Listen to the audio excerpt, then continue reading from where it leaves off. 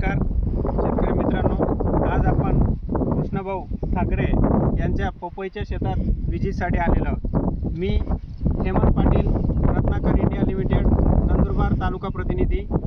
आपण यांना आज या पपईच्या प्लॉटमध्ये या पपईत काय अडचण आहे आणि त्या अडचणीवर मात कशी करता येईल याच्याविषयी थोडंफार माहिती सांगणार आहोत। तर बघूया, आपल्याला हा पपईचा प्लॉट दिसतोय। साधारणतः या प्लॉटवर थोडेसे सनबर्निंगचे बारीक बारीक ठिपके दिसत आहेत आणि याच्यावर उपाययोजना म्हणून यांना एक फवारणी देणार आहोत। त्या फवारणीमध्ये सिलिकॉन देणार आहोत। त्याच्याने काय होईल, पानाला कोटिंग होईल, उन्हापासून संरक्षण होईल। तसंच एक कीटकनाशक देणार आहोत जे आपल्या कंपनीचं डायमंड या नावाने थायमेथॉक्झाम हा घटक असलेलं प्रोडक्ट आहे। त्याच्याने कीड कंट्रोल होईल आणि ती आपली पपई ही सशक्त बनेल। तसेच आज या पपईचं खालून निरीक्षण करूया। तर आतापर्यंत त्याला जाड खत भरणं झालेलं आहे, वॉटर सोल्युबल काही प्रमाणात दिले गेलेले आहेत।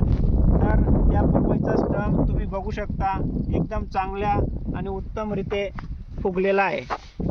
तसेच फुलकळी यायला सुरुवात झालेली आहे आणि ही फुलकळी फळामध्ये रूपांतर करण्यासाठी सुद्धा आपण काही उपाययोजना त्यांना देणार आहोत। तसेच जमिनीमधील आता पावसाची प्रतीक्षा आहे। पाऊस पडल्यावर जमिनीत बुरशीचा प्रादुर्भाव हा वाढत असतो आणि ती बुरशी लागू नये किंवा बुरशी आटोक्यात यावं यासाठी सुद्धा आपण काही त्यांना मार्गदर्शन करणार आहोत। आणि या फुलगळ सेट होण्यासाठी आणि फुलगळ थांबायला नाही पाहिजे आणि अजून जास्त फुलकळी कशी येईल याविषयी सुद्धा त्यांना आपण मार्गदर्शन करणार आहोत। आता फुलगळ अधिक वाढण्यासाठी आणि सेट होण्यासाठी आणि पपई स्टेबल होऊन जास्तीत जास्त फुलकळी कशी काढेल यासाठी आपल्या कंपनीचं फ्लश हे पॅक्लोबुट्राझॉल हे घटक असलेलं प्रोडक्ट आपण त्यांना सजेस्ट करणार आहोत। त्याच्यासोबत 05234 हे वॉटर सोल्युबलसुद्धा त्यांना सजेस्ट करणार आहोत। आणि ते मागच्या वर्षी त्यांनी आपल्या कंपनीचं तसंच माझ्या मार्गदर्शनाने लागवडीपासून तर काढणीपर्यंत मिरची पपई हे दोघं क्षेत्र काढले होते। तर थोडक्यात त्यांच्याकडूनही त्यांना मागच्या वर्षीचा अनुभव कसा आहे ते आपण जाणून घेऊया।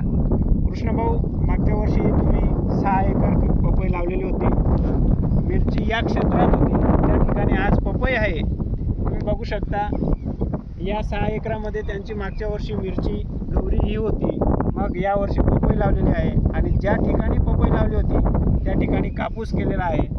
तर मागच्या वर्षी एकंदरीत आमच्या कंपनीचे उत्पादने व माझ्या मार्गदर्शनाचा तुम्हाला काय फायदा झाला, काय वाटलं? उत्पादन वाढलं, कमी खर्चात चांगलं उत्पादन आलं होतं का मागच्या वर्षी? हो, आले होते। पीक कसे होते, सशक्त होते का? हो, बरोबर। मग तुम्ही एकंदरीत मागच्या वर्षी समाधानी होतात, पूर्ण जाता मला कॉल करून बोलवता किंवा माझं मार्गदर्शन ऐकता? आमच्या कंपनीचं उत्पादन आहे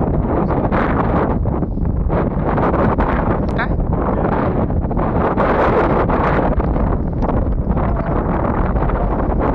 दर 8 दिवसांनी या कृष्णभाऊंकडे व्हिजिट करत असतो आणि वेळोवेळी झाडाचं निरीक्षण करून त्या झाडात असलेले बारकावे बघून रोग असला किंवा नसला तर त्यांना त्याविषयी मार्गदर्शन करत असतो आणि जास्तीत जास्त उत्तमरित्या त्यांना आपल्या कंपनीचे उत्पादनाचा काय फरक पडेल हे याच्यावर मार्गदर्शन आपण त्यांना करत असतो।